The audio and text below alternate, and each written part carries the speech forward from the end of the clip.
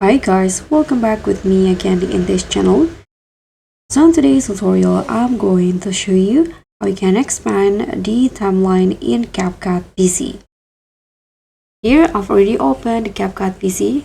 Let's say I want to edit this videos right here.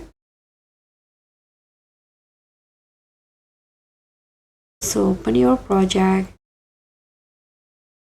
Okay, so let's say you want to get a clearer or more precise view of your cuts and effects. As you can see in here. So what you need to do is just zoom in by using the slider. So if you use your mouse or laptop in here, so when you use the slider on your mouse, it will do nothing. So what you need to do is head into the top or middle right corner in here on your CapCut PC, and there will be this slider. So to zoom in, you can just use the slider and drag it into the right like this, and you'll see a more clearer view of your video.